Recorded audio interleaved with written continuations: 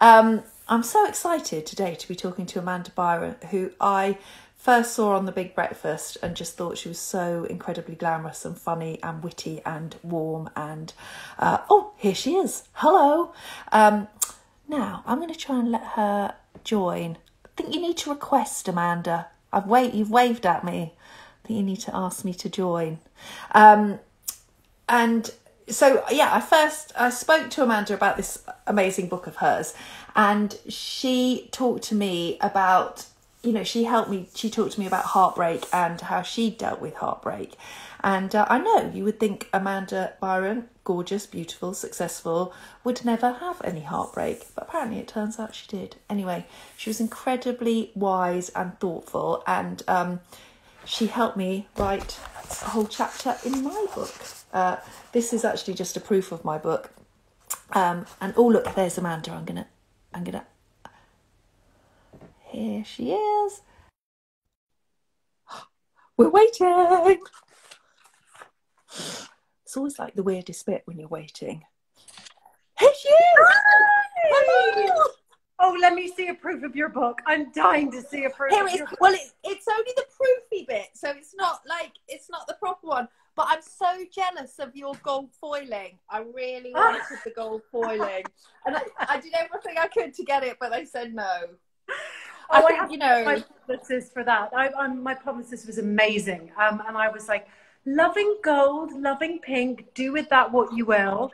Yes. I'm so excited for your book, though. I have to say congratulations. Thank you. And I just did the audio for my book. Did you do the audio for your book? Did you go and read it?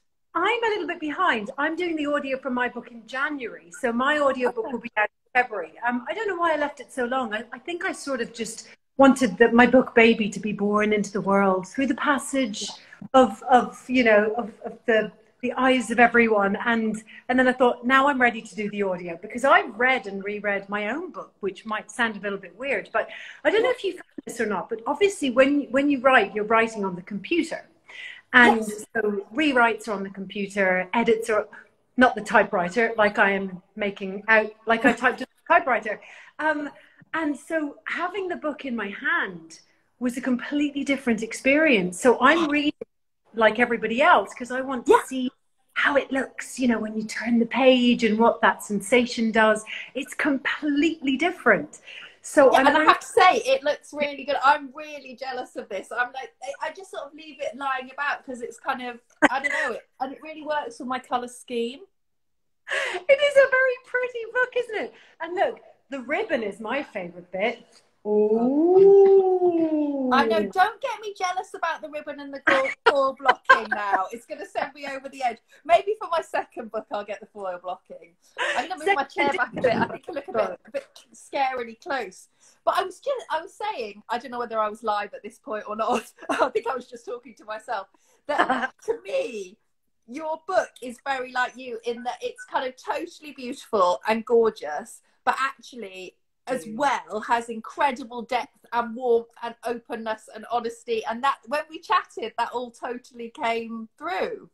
Oh, that's so kind of you to say. And I wanted to start this Insta Live by actually, giving you some compliments, because I don't know who ever is watching this has been as big a fan of yours as I have been. And when we spoke for the first time we've had an actual face-to-face, which is really bizarre, because I feel like I know you. I don't know if that's a good or bad. Like we're kindred spirits. We really are. And I feel like because your writing is so raw and it's so real and it's so, it resonates so much with me. Everything, you open your heart out, you wear your heart on your sleeve. And I've been reading your columns in Red Magazine for years. So when I heard you were going to interview me about my book, honestly, I was just blown away. God, so that's amazing. Whereas I was lying in the bath thinking, I did lie in the bath today at 4 o'clock. I was thinking about like all those men having impure thoughts about you when you were doing Wipeout. Can you imagine all those all those men out in the universe, with everyone wanting to look like? But I guess what we share is a openness about the shit, the good stuff and the shit. And I think that's to me what's so amazing about your book, because in a way it's like, I would think, you know, you're so beautiful, you're talented, you're clever, you're successful. It would mean that you wouldn't have any of that shit. But actually, everyone has that shit, right? Everyone's got shit. Everyone. And you know what? I genuinely believed that unless I was open about the shit, then what was the point in writing the book? Because then it could have just been, you know, it could have been a scientific handbook, or it could have been like many, many other books out there that were quite generic, that talked about mental health, that talked about goal setting, that talked about things just in a very methodical way. And I thought, how do I do this and really sort of resonate with people? And for me, the only way to do that was to be completely real about everything. I mean, even down to crapping and farting and, you know, chin hairs and whatever, you know, because we're all real at the end of the day. And I don't want to read a book where someone preaches to me. I don't want to read a book where someone sort of pretends that they do things or pretends everything is easy, because it's not. Life's not particularly easy. There are ways around the difficult things, and there are ways to think about things differently, to do things differently. And I think unless you have that knowledge, you know, how do you know until you know? And the reason I wrote the book, I suppose, was because I found out the things that I had struggled for so long, I mean, for 3 decades, to try and figure out, making the same mistakes over and over again. So for me, it was just about saying, look, here you go, I've done it. Please take it and learn from it. And maybe you don't want to learn now. Maybe you don't want to have your switch moment tomorrow or next week or next year. But there's a time will come if you need to make that switch. You know, I talk about it as in the Matrix, the Neo, the red pill, blue pill moment, because we have 2 choices always. Do you take the blue pill or do you take the red pill and stay where you are, or go into the adventure, into the unknown? And I want to go into the adventure, into the unknown, even if it's bloody hard. I want to do it. I want to be there. I want to go for it. I mean, it's so easy. I mean, I guess, you know, a lot of the people who are watching on my channel will think, you know, it's a lot about relationships, and it's so easy to make those mistakes again and again and again, isn't it? And in terms of, you know, even the people that we go through, I saw a lovely makeup artist, Lee Pycroft, I don't know if you come across her, talking about sort of, you know, going for unavailable men, or going for, you know, different sort of patterns that we follow. And so did you have a kind of, how did you break the pattern of, I mean, you know, were you doing that in relationships, or did I think you said to me you always sort of wanted relationships and maybe held on too tight, is that right? And then once you were like, actually I'm fine on my own, I came along. Everything. I fucked up so many times. You know, I was a big self-sabotager. That's the first thing. Really, really important, because I know a lot of people do that. You know, you get into a relationship and everything is great and everything is fine, and then naturally arguments happen, and I would go, oh, well then fine, we're not supposed to be together, it's fine, let's break up. And then the guy would think I was crazy, and we'd break up and go our separate ways. The problem was that my expectations were always way too high. My expectations of myself, my expectations of him, my expectation of the situation. And if you think about it, we are little girls when we're 3, 4, 5, 6, 7, 8, 9, 10. We're brought up around the fairy tale, right? So you've got the princess, and you've got the prince, and you've got the happy ever after, and you've got the knight in shining armor, and he comes in and he sweeps you up on his white horse, and you ride off into the sunset, and everything is rosy, literally. And then when reality kicks in, shit doesn't go down that way. It just doesn't. Life is life. Life is messy. People are messy. You know, we're not perfect. We are far from perfect, and that's a beautiful thing. But if you expect perfection, and if you expect the best, you're always going to be let down. It's one of the reasons why divorce is so high and separations are so, you know, so rampant, because unless you release yourself of all expectations and be really kind to yourself, which is stuff we'll talk about, you know, tips and tricks on how to do that, then the outcome's always going to be really negative, and it's going to be a big old letdown.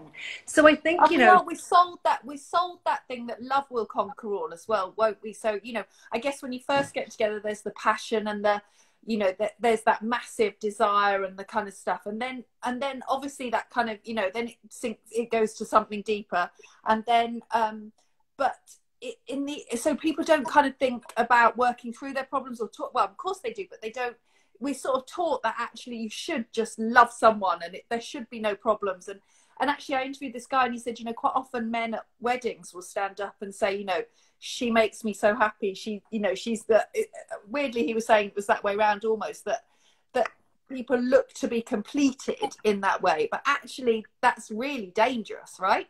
It's so dangerous. And it's one of the things in our vows. And when we got married, that we asked the guy who was marrying us to not do, because we didn't believe that we were two halves of a whole. We believed that we were two individual wholes that went together very well. And we worked together as, you know, as an effective team, as we said, you know, from the Tom Cruise movie. And I think that's what it's all about. You have to be your own ownness. You have to own your own mind. And you have to be really, you know, grounded in that and your beliefs. And in a really successful relationship, it's about trust, it's about transparency, it's about honesty. And most of all, it's about respecting each other and literally standing shoulder to shoulder. You know, and I talk about this very openly in the book, I cancelled a wedding with a month to go. And that must have been brutal. I think I'm going to have a sip of slow gin to just get me through that bit. Oh, I needed more than that, Rosie, trust me. So well, here's the thing, and it's going back to what you said earlier, is that the things that we sort of expect and reach for. And I was approaching 40, so I was 38. And, you know, I'd been single for a while, and I met this guy through a mutual friend. He was a lovely guy, really handsome, super caring, you know, would have made a great father, all of the boxes that you want to tick, which is another ridiculous thing, because box ticking is so, you know, it's futile, really. And I knew there was something not right about a month before the wedding, and I decided I had to call it off, even though there were moments where I thought, oh my God, I think I'll just get married anyway and then maybe get divorced, because I don't think I can do this. How can I let everyone down? How can I tell people who booked flights from Australia, from America, from Ireland, my parents? I didn't want to disappoint people. And my parents, who are incredible, I think my mom is watching. Hi, Mama, if you are.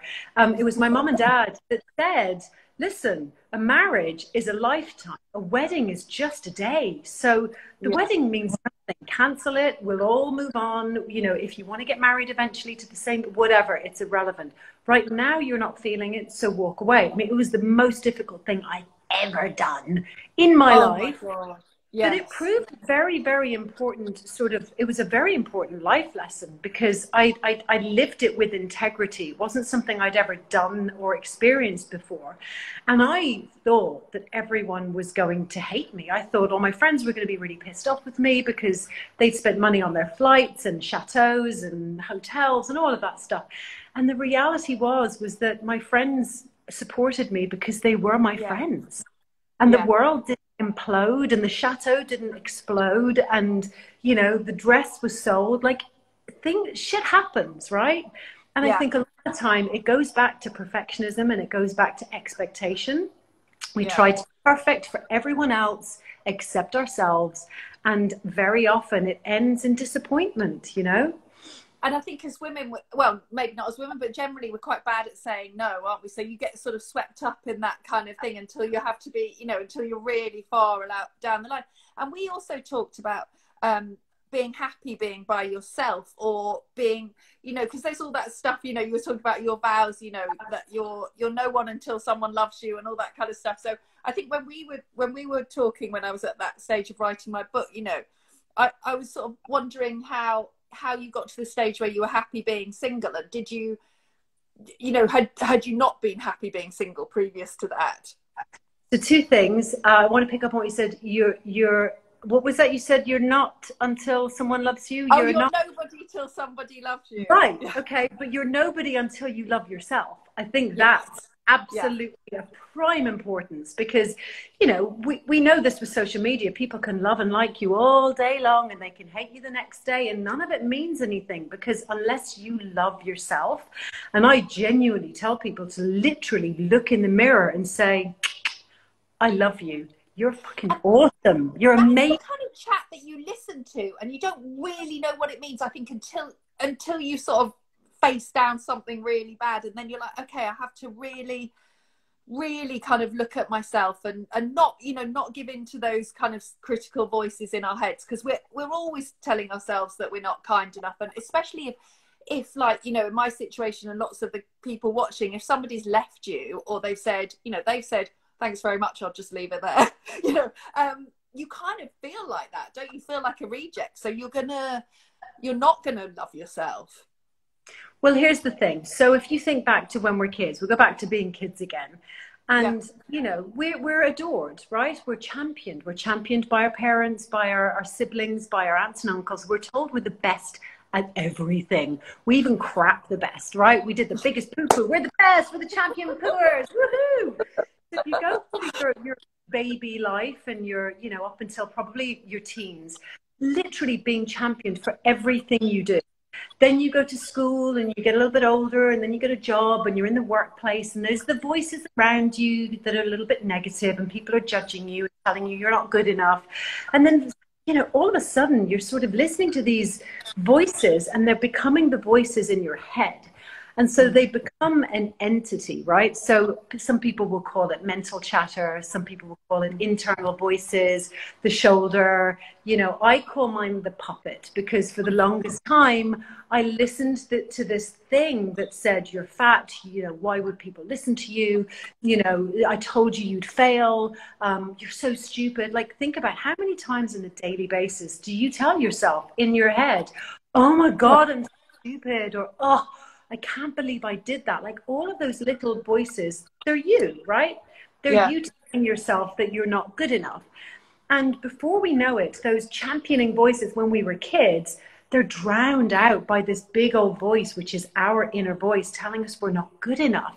So my tip and big trick for people to sort of get around this is to call it out, call out the name, shine a big old light on it, and give it a stupid name. So mine's called Mississippi, as in Zippy from Rainbow, if you're old enough to remember that, like I am.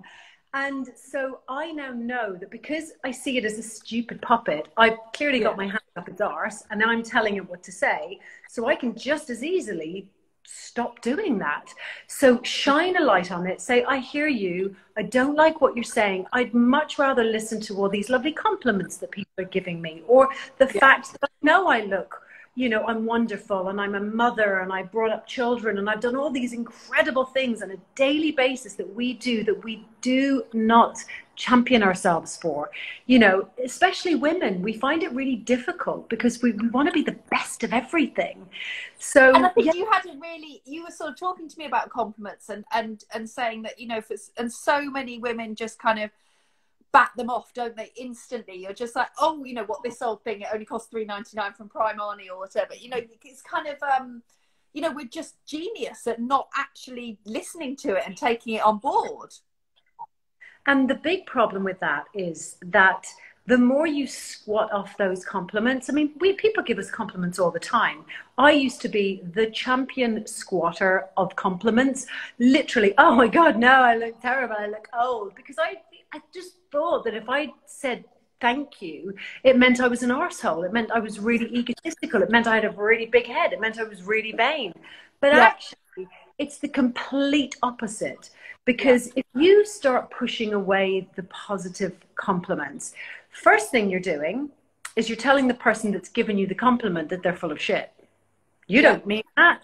You're just saying, it's sort of I don't believe you. It's sort of saying what they're saying is not valid or not right, or Exactly. And that's kind of rude, right? So that's the first thing. The second thing that happens is that the more you tell yourself or them that you're fat, you're wearing a really cheap dress and it probably wasn't, you don't feel well, you don't look well, you know, all of these negative things, you're going to start to believe them, because that's what happens. It's the voice. It gets louder and louder, and you're giving it weight. You're telling it it's right, even if you don't mean it. So my biggest tip when it comes to this, and honestly, Rosie, this is life-changing, is say thank you.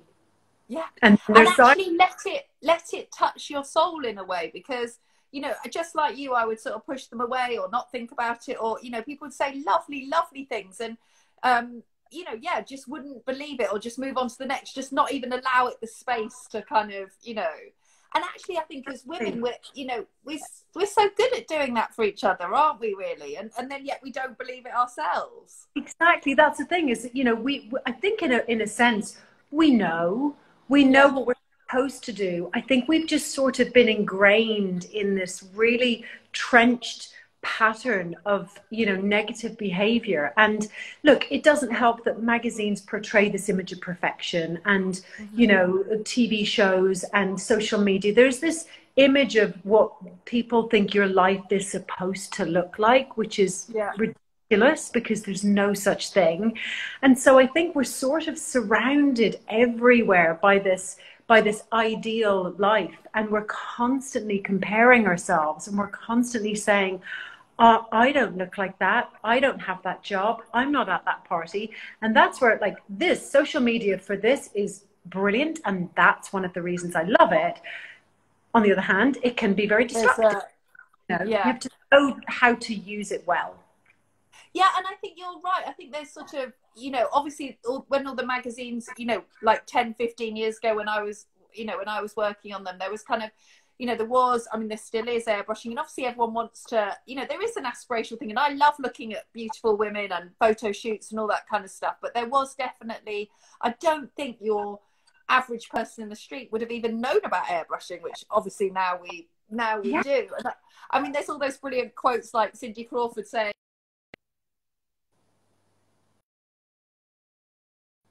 hello, back again. Hi. I lost you for a second. I don't know where I went then.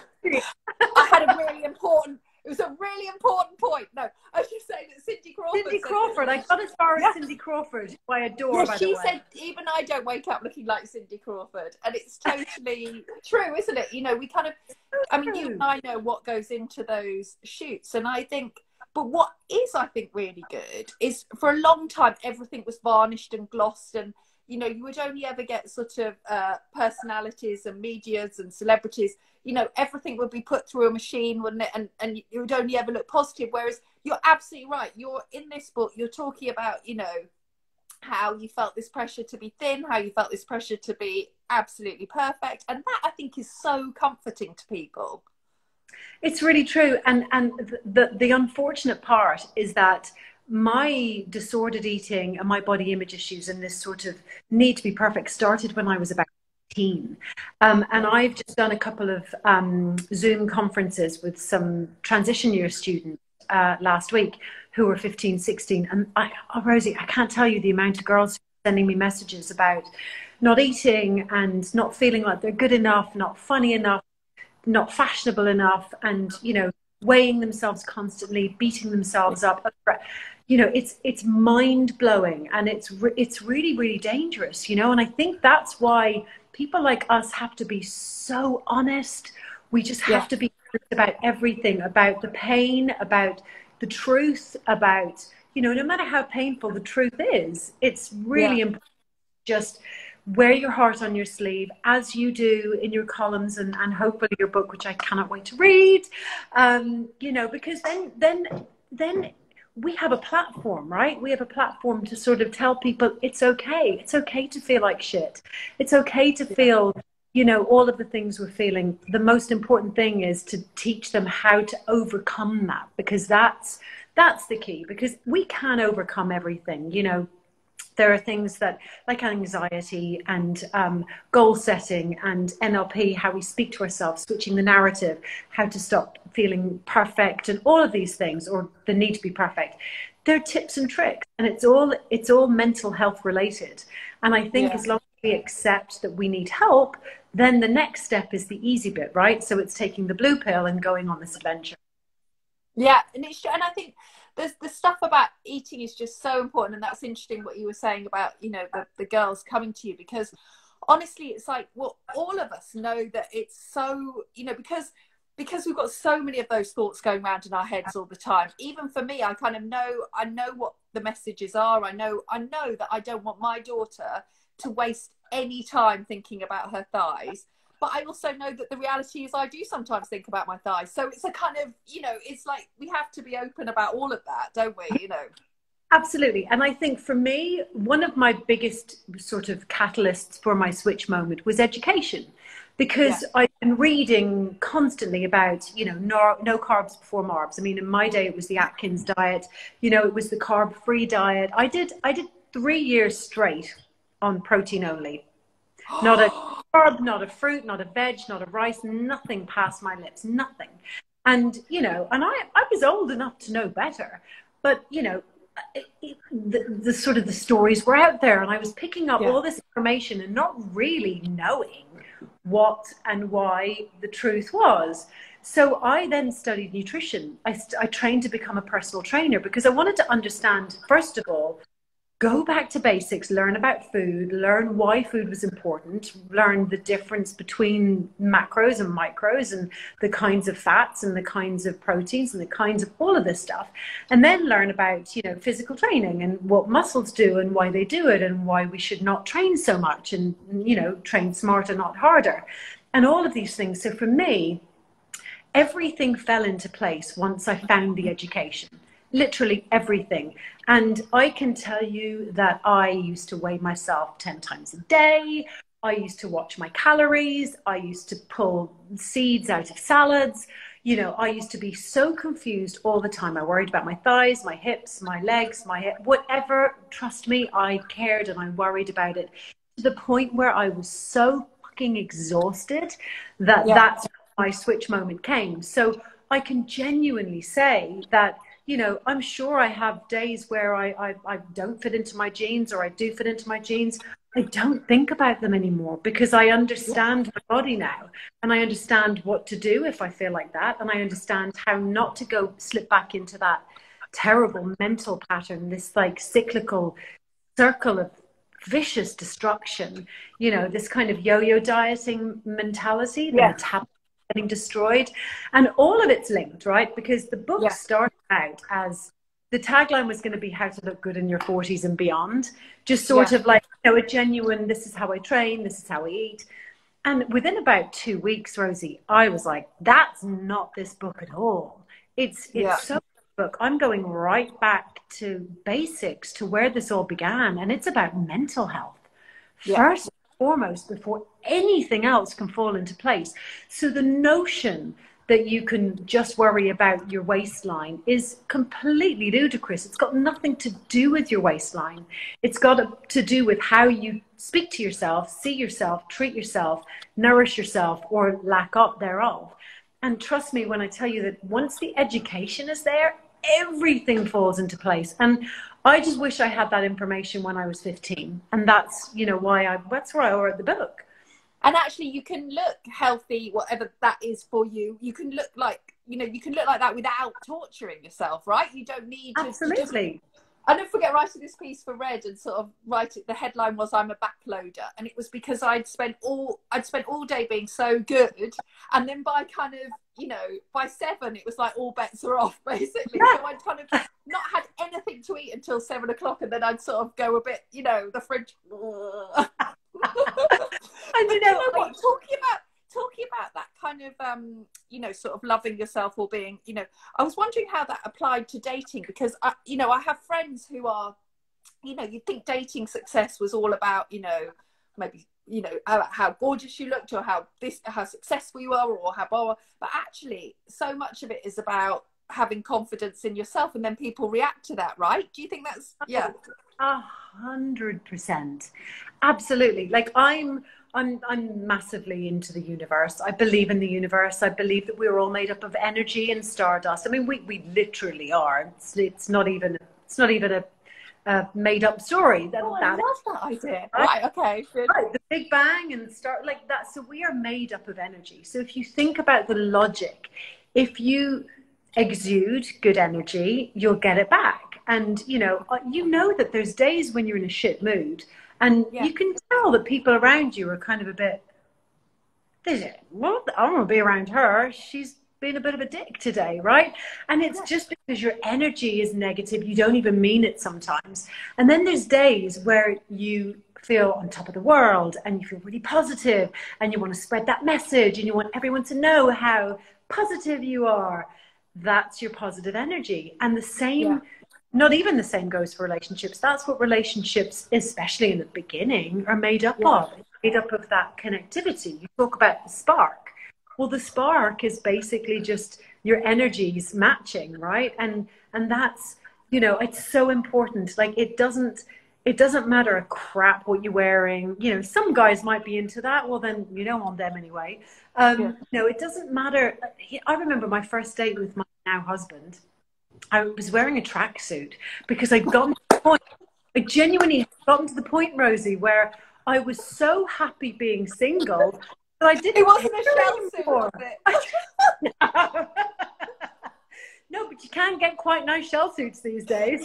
I'm sure Celine does one. But and it actually comes back to a point you made earlier on about, you know, being single for a long time. And I was really single before I met my husband, because I'd done so much soul searching, for want of a better woo-woo word, but I genuinely had. And it was one of the first things I remember saying to you when we spoke on the phone. Because, you know, like I say, I'd followed you for years reading your columns about your now ex-husband. And when I heard, I was like, wait, what? Mind explosion. And I said to you, he's done you a favor. You did. In fact, you said he's done you a fucking favor. I did. In the book. He said a massive favor. And I'll tell you why. I put, he's done you a big fucking favor, said Amanda Byram, TV presenter, hot babe, and fellow blasphemer. And I did follow it up with some reasoning. You did. And the reason was because very often in life, we are attached to an other half. It's what we were talking about earlier. So, you know, we've got a boyfriend when we're younger, and then you move into your 20s. Sometimes, like you know, you're in a relationship from a very, very young age. And so most people sort of jump from one relationship to the other looking for the perfect one, and the one, you know, the prince and the knight in shining armor, or the princess or whatever. And I remember being really single after I'd cancelled the wedding, and being really depressed and thinking, what have I done? Oh my God, was he the best I was going to get? I mean, am I going to be single forever? Is this it? I'm feeling really, really panicked and low and anxious and stressed. And that was my best self. Honestly, I had time to just be really introspective. I had time to look inside. I had time to get to know myself again. I had time to just like stop and breathe and think, and not be panicked about any of it, about being single, about never having children, about never being married. Because what is all of that anyway? It is a little bit of a crutch in a sense, because that's what we think we should be doing. And so I really, truly came into my own when I was 38, between 38 and 40. So that's what I was saying to you was, you know, that fucking favor that he did you now have that time, which a lot of people don't get, that really lucky opportunity, you know, because they're always in that twosome or then that family scenario. But we can all take that time out and go, right, I need a mental time out. I'm going to do some work on myself. We can do that. It's just that when you're single, you have that huge opportunity, because often you don't have anything else to do. And you can think about, you know, I mean, I think there's a sort of element of just being like, oh, just so grateful if someone wants you. But actually you can think about, you know, what kind of person, you know, do I look for? What values do I want? What sort of activities do I like doing? All those things which, you know, you kind of just don't even think about. You just think, are they really fit? When you're like, you know. Yeah. And that's the thing, is of course you want that sexual, physical connection. Of course you do, because, you know, we're attracted to people visually. Of course, that's, you know, that's just how we humans act and react. But then you talk about, sometimes people say, oh, he wasn't really my type, but I'm madly in love with him. And that's obviously because you dismiss the type and you just really get to know someone, because physicality really, again, means absolutely nothing. If mirrors didn't exist, right? Would we even know what we looked like? Right? I often say that. I love how deep we're getting here. I know. But I often say that about just, you know, weight and how we look physically. You know, that phrase, if a tree falls in the wood and there's no one there to hear it, does it actually make a sound? I don't know. Yeah. No, I think it's really interesting, and you're right. I mean, I won't pretend it wasn't painful, but I do think it was, you know, it probably is a gift. It was a gift. And I think the same for you, right? It's kind of, in retrospect, you can see, and then you met your husband, you knew he was right, and he knew you were right, even though you were wearing a tracksuit. That's it. Exactly. because I was wearing a tracksuit. And I'll tell you something else, is that one of It the... probably was, wasn't it? Like if you'd have gone Yeah, like, you know, like Louboutins, like, you know, Roland Mouret dress, all that stuff, you'd have been like, oh, she's trying a bit hard. exactly. And I think genuinely, like I had gotten to such a place where I was so happy single that I just thought, you know, nothing really matters. If I go on a date with this guy and, you know, we hit it off, brilliant. If not, who cares? And I was actually going on a travel review trip to Italy, and I'd it booked, and my mum was coming with me. And I remember saying to my mum, do you mind if I take this guy? I've just met him. I know this is ridiculous, but I don't care. I don't care what he thinks. It like 3 years before that, I would have gone, he's going to think I'm crazy. I absolutely cannot invite this guy. Yeah. Because what will he think? And you would have been playing all those games, right? You would have been like, I can't text him for like 3 days because of, yeah. Exactly. And neither of us played the games. And because I think that I started off on such a transparent foot that, you know, and he talks about it now. He said, like, I just loved your balls. It was like, you didn't care. You know, you took me on that holiday and thought, she's a cool chick. You know, there's no expectation. There's no sort of, you know, oh God, playing the girly thing that I had done my whole life, by the way, my whole life. And so that was a massive switch, right? That was a switch in your behavior, and you changed that. I just keep thinking about you both at the airport, and like, I don't know, like, you know, David Walliams and Matt Lucas in kind of matching flammable athleisure with some choice tomato ketchup soaps, and then you'd be like drinking at like, who are those people? They're drinking at like 8 o'clock in the Weatherspoons. That was you. Oh, you just described it perfectly. Oh, how did you know? You're there. Are they open for 24 hours, the Weatherspoons? I don't know. I don't know how anyone does that at like 6 o'clock in the morning. Oh my God. Oh, Amanda, you've been so brilliant. I could talk to you for like 3 hours. I feel like the rest of the night. This is ridiculous.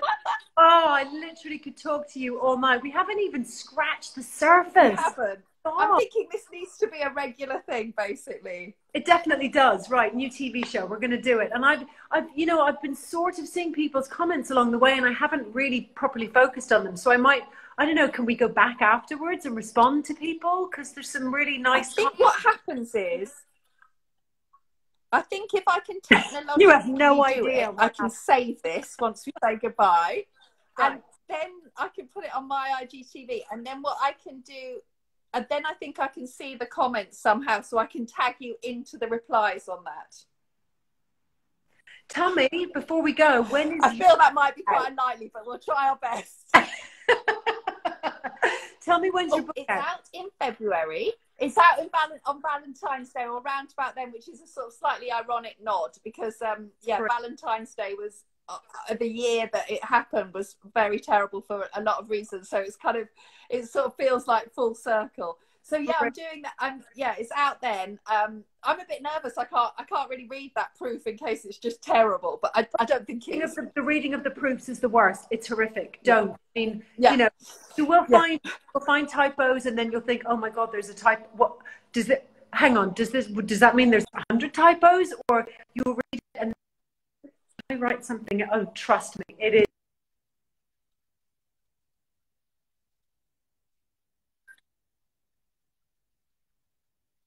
It's all worth it. Yes. Oh, well, thank you. It's so nice to hang out with you, even if it's, hopefully we can hang out in real life. Have a good rest of the day. I'm not sure I'm eating the kids' chocolate things for their stockings. Perfect. Thank you so much. Exactly. Bye.